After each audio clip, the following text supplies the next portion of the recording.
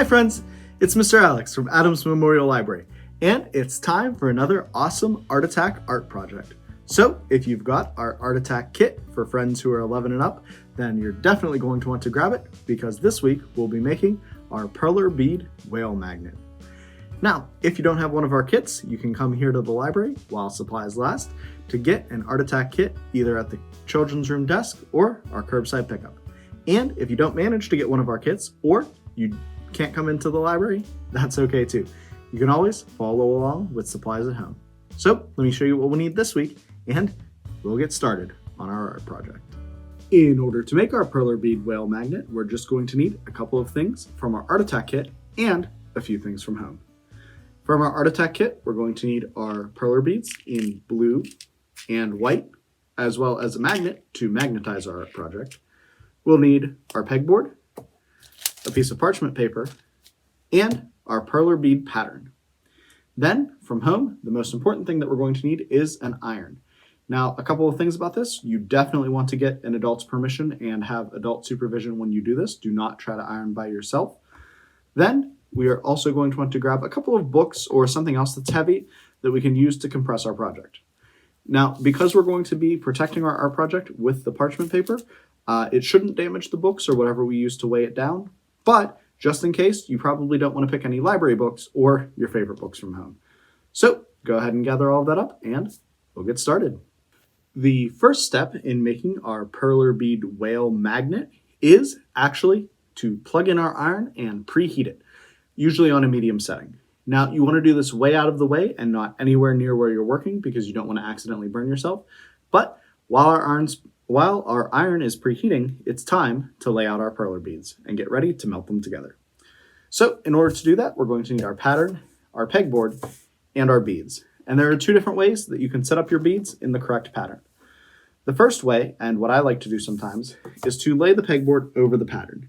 And it won't be a perfect one for one. You might have to still count out a few beads, but it'll give you a rough idea of what your pattern should look like by showing it underneath the clear board. The other thing you can do is place your pattern side by side with your board and count out the number of squares that you need when adding your beads. But all you're going to do is just take your beads and set them right on the pegs, just like that, and do that so that the beads on your pegboard make the same pattern as our design on our paper. I'm going to go ahead and do that now.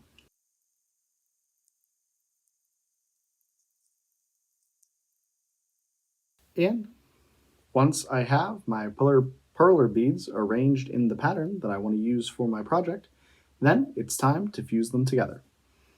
Now, at this point, our iron should be preheated, so we're going to go ahead and set our pattern aside and get out our parchment paper. And this is the part that you need to be the most delicate with for your Perler bead project. We're going to go ahead and open up our parchment paper, and we're going to gently lay it on top of our Perler beads. And we want to do so in a way that's very gentle and not going to disturb any of the beads underneath. At this point, with an adult's help and supervision, we are going to take our preheated iron and we're going to go ahead and very gently, again, without disturbing any of the beads, run it over the top of our project. And you don't want to hold your iron in one place. You want to sort of keep it moving and apply a continuous heat throughout the entire project. And as we do this, the beads will start to melt. Now, you're going to get a few different signs that your project is starting to fuse together. First of all, there will be areas where the beads will still look very round with a small hole in the middle, and that means that that area probably did not get a lot of heat. But as that hole starts to close a little bit, the beads will start to melt and fuse to each other. You really are only going to get one, maybe two tries to pick up your project, so it's always better if it's a little more melted than a little less, because we don't want any of our beads to fall off. But I'm just going to gently apply that heat in a nice circular motion. And once I feel pretty confident that all of my beads have gotten at least a little bit of heat to stick them to each other, then I can very gently lift up the top of my parchment paper. And as you can see, a lot of my holes have closed and it looks like the beads have fused together. So I'm just going to go ahead and lift up my parchment paper, and these beads have really melted together. You can barely see the holes in the center anymore. And so then I am going to let this cool down a little bit before moving on to the other side of my project. And now that my project has cooled down a little bit, I've flipped it over to the other side where you can still see the holes of each of the beads. And I'm going to go ahead and set it back on my plastic pegboard, take my piece of parchment paper over it, and then with my preheated iron, again, just gently apply that circular motion to melt this side of my project as well. Now, since our project is already fused on the front, we do not need to apply nearly as much heat. We really melted those beads together on the front.